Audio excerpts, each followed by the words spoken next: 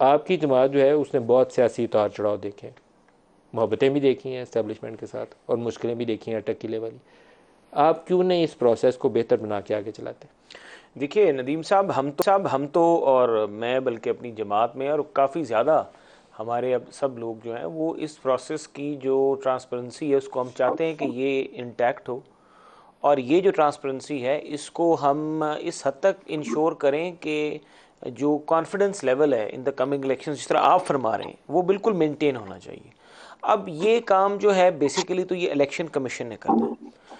अब सबसे बड़ा अलमिया मुल्क के साथ ये हुआ है और मुझे अफसोस होता है, और ये अलमिया सिर्फ मुल्क के साथ नहीं हुआ, ये पॉलिटिकल पार्टीज़ के साथ भी हुआ है कि जो 9 मई के जो असरात हैं वो तहरीक इंसाफ पे इस तरह से गिरे हैं कि उनका पूरा स्ट्रक्चर कोलैप्स कर गया। इलेक्शन का उससे कोई ताल्लुक नहीं है। आज भी तहरीक इंसाफ को छोड़ चुके हैं और प्रेस कॉन्फ्रेंस करके उन्होंने कहा कि हमारा 9 मई से कोई ताल्लुक नहीं है। वो लोग आज भी इलेक्शन प्रोसेस में हैं। वो लोग आज भी अपने लिए उनको एक किस्म का लेवल प्लेइंग फील्ड मिला हुआ है कॉन्स्टिट्यूंसीज में। मैं खुद कॉन्स्टिट्यूंसी में हूँ और मेरे डिस्ट्रिक्ट में काफ़ी लोगों ने अपने आप को डिसोसिएट किया 9 मई से।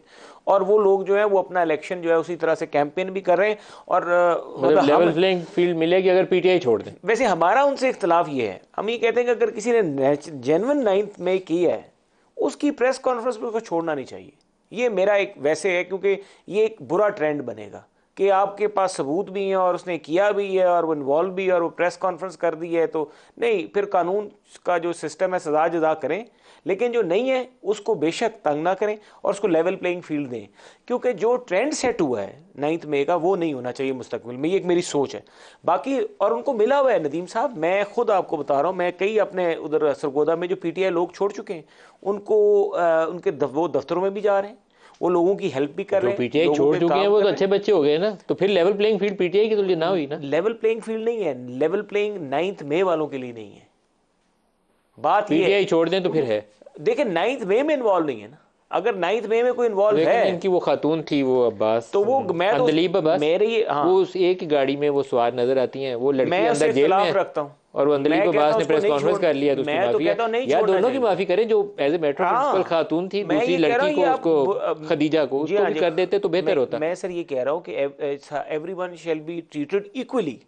और अगर आप नहीं करेंगे तो फिर यही बात होगी जो आप कह रहे हैं, कल कोर्ट ऑफ लॉ में उनको रिलीफ महमूद मिलेगा। मौलवी साहब, महमूद हसन मुर्तज़ा साहब, हसन मुर्तज़ा साहब, ये लेवल प्लेइंग फील्ड वाला, अभी भी बिलावल की हमने वो प्रेस कॉन्फ्रेंस सुनी तो बिलावल कह रहे हैं कि पीपल्स पार्टी को लेवल प्लेइंग फील्ड नहीं मिल रही। तो ये प्रोसेस जो है इसके क्रेडिबिलिटी के ऊपर सवालिया निशान एक बड़ी सियासी जमात जो है पाकिस्तान तहरीक इंसाफ, वो तो चलो इस वक्त ज़ेर ताब है, वो तो उठा ही रही थी। पीपल्स पार्टी जो इत्तेहादी थी पीडीएम की हुकूमत में, वो भी कह रही है कि लेवल प्लेइंग फील्ड नहीं है। क्या हो गया? बहुत शुक्रिया जी। मोहसिन शाहनवाज साहब मेरे लिए बड़े मोहतरम है, एक ताल्लुक भी है और अपनी अपनी सियासी वाबस्तगी भी है। बिल्कुल सही कह रहे हैं जी, जिन लोगों ने डिसएसोसिएट किया है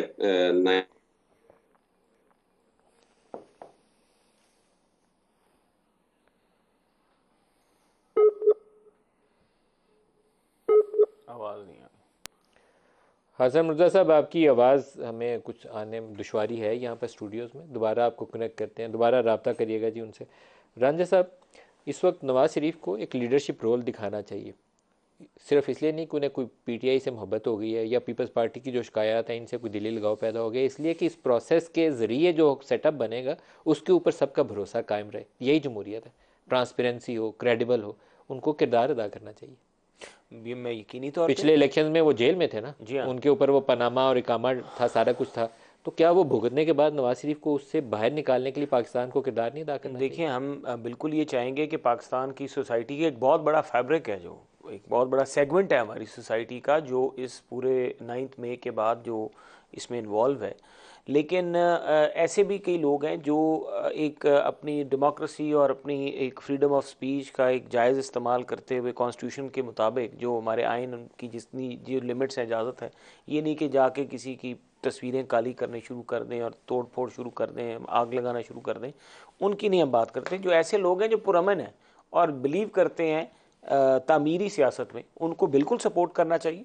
और मियाँ साहब, मैं नवाज शरीफ साहब को, मुझे पता है कि नवाज शरीफ साहब ने पहले अगर ऑल पार्टीज कॉन्फ्रेंस की थी तो Nawaz Sharif for the better of Pakistan वो आज नहीं तो कल इस प्रोसेस में ज़रूर जाएंगे, बिकॉज नोइंग नवाज शरीफ, उन्होंने माजी में भी जब भी पाकिस्तान किसी क्राइसिस का शिकार हुआ तो उन्होंने तमाम पॉलिटिकल पार्टीज़ को एक प्लेटफॉर्म पे इकट्ठा किया। एबटाबाद वाले इंसिडेंट के बाद उन्होंने तमाम पार्टीज़ की कॉन्फ्रेंस कॉल की और इमरान खान के घर खुद चले भी गए पाकिस्तान के लिए।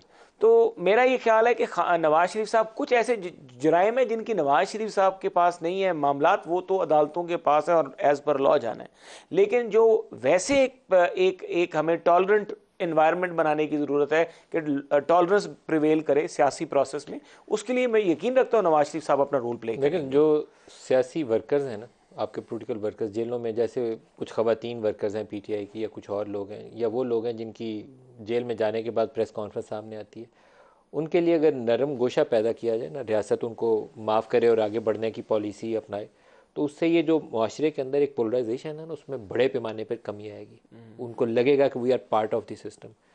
9 मई को ना वो डिफेंड कोई पहले कर सकता था ना अब करेगा। हो सकता है कि उस माफ़ी के अमल से उन्हें शर्मिंदगी का भी एहसास ज़्यादा हो कि ये हमने जलाओ गिराव करके गलत काम किया, बाकी लोगों ने हमारी माफ़ी दिलवाने में हमारी मदद की है। ये रवैया अपनाने की ज़रूरत है। जेलों में बंद करके हम उनसे कुछ निकाल नहीं पाएंगे। पाकिस्तान में पोलराइजेशन बरकरार रहेगी। मैं आप दुरुस्त फरमा रहे हैं, जो लोग इन बेगुनाह हैं और जिनका कोई जुर्म नहीं है उनको आप बिल्कुल अब ना, उनके साथ कोई ज़्यादती नहीं होनी चाहिए, और मैं भी ये राय रखता हूँ यकीनी तौर पे नहीं होनी चाहिए। हाँ, लेकिन जिन्होंने जलाओ घिराव किया है और जिनकी वीडियोज़ हैं, एविडेंस मौजूद है, जो मौके के ऊपर मौजूद थे, जिनकी लोकेशन वहाँ की निकली है और फिर उसके बाद वीडियो उनकी कोई सीसीटीवी कैमरा की किसी की फुटेज है, तो ऐसे लोगों को अगर हम उसके बारे में मतलब सज़ा जदा का निज़ाम तो ये है ना कि या तो फिर एक आम माफ़ी, एक रियासत के तमाम अदारे, जुडिशरी भी, नवाज शरीफ साहब भी और अफवाज पाकिस्तान भी जो कि मुद्दई हैं जिनके ख़िलाफ़ ये सारा कुछ हुआ है, अगर वो सारे इस बात पे बैठ के कोई आगे मुस्तकबिल का लाएमल बनाएं, सारी सियासी जमातों को भी साथ में रखते हुए, तमाम पाकिस्तान की सियासी जमात, यकीनी तौर पे एक कलेक्टिव हल निकाला जा सकता है। महमूद मौलवी साहब, जो सदर साहब का ख़त है निगरान वज़ीर आज़म को, वो कहते हैं कि लेवल प्लेइंग फील्ड होनी चाहिए, इलेक्शन प्रोसेस क्रेडिबल होना चाहिए, और ये जो सियासी वाबस्तगियाँ जबरी गुमशुदगी के बाद तब्दील करवाई जा रही हैं, ये अमल रुकना चाहिए। और ख़वातीन वर्कर्स के ऊपर उनकी जो लंबी अरेस्ट है वो, उसके ऊपर भी उन्होंने तशवीश का इजहार किया। आपका इसके ऊपर क्या रद्द-ए-अमल है? देखिए, इसके ऊपर रद्द-ए-अमल ये है कि मैं ये कहूँगा कि जी बिल्कुल वो नौजवान बच्चे जो कि जैसे अभी आप ही कह रहे थे, जो एक्चुअली इन्वॉल्व नहीं है, उनको तो माफ़ी दे देनी चाहिए, मगर उन लोगों को सज़ा देनी चाहिए जिन्होंने इन बच्चों को प्रवोक किया। देखिए ना, इनके माइंडसेट ख़राब किया, इनको प्रवोक किया कि जी आए यहाँ पे जाएं और आर्मी अगेंस्ट इनको खड़ा किया। उन लोगों को कैफिर किरदार तक लाना पड़ेगा। अब देखिए ना, मैं ये कहूँगा कि जैसे मैं सुप्रीम कोर्ट से भी जो है रिक्वेस्ट करूँगा कि ये जो इन्होंने मिलिट्री कोर्ट्स ख़त्म किए सिविलियंस के लिए, अभी आप देखें 2 दिन कबल ही वो अटैक हुआ, ठीक है ना, 2-3 जो है 8 हमारे लोग शहीद हुए। इन ऐसे जो जराइम के लिए तो मिलिट्री कोर्ट्स के अलावा कोई इलाज ही नहीं है। आप मुझे बताएं ना कि सिविल कोर्ट्स में चला के इनको सालों लगा के फिर छोड़ देना चाहिए। जब तक जो है रेट ऑफ द गवर्नमेंट नहीं होगी और सख्ती नहीं होगी, तो ये जो मैं तो ये कहूँगा ये टेररिस्ट एक्टिविटीज़ जो है इनको किसी तरह ख़त्म करना चाहिए। ये बच्चे जो गए इनको प्रवोक किया गया आर्मी के, इन लोगों को जो कि एक्चुअल मुजरिम नहीं है इनको भी छोड़ देना चाहिए। और उन लेडीज़ को भी मैं कहूँगा उनके ऊपर भी जो है रिलीज़ देना चाहिए, उनको रिलीफ, ताकि उसकी वजह कि लोगों को ये पता पड़े कि वो जो लोग थे वो एक्चुअली इन्वॉल्व नहीं थे। देखिए, जब आप किसी मॉब को लेके जाते हैं, मैंने पहले भी अपने कई शोज़ में कहा, मॉब को अगर आप सब्ज़ी मंडी के ऊपर ले जाएंगे और सब्ज़ी वालों के अगेंस्ट आप नारे लगाएंगे और प्रोवोक करेंगे, तो वहाँ तो लूट मार पूरी सभी मार्केट लूटी जाएगी। उन लोगों का कसूर नहीं है, कसूर हमेशा मैं कहूँगा जो प्रोवोक कर रहे हैं, जो इसको माइंड जो है मास्टरमाइंड से, उनको सज़ा मिलनी चाहिए। क्या तरीका मैं कहूँगा ये नफरत की फिजा खत्म करने के लिए क्या रोल अदा करना चाहिए? क्या कोई सियासी सतह पर डायलॉग से हल निकलेगा? क्या खत्म करने के लिए देखिए, एक तो देखिए देखिए डायलॉग ही होगा, एंड हमेशा डायलॉग होता है। यही जो इमरान खान थे जो कहते थे मैं किसी से बात नहीं करूंगा, मैं पीपल्स पार्टी चोर और PMLN चोर, सब मैं ही एक साहूकार हूं। आज आप देखें ना, वो खुद बात करने को तैयार है।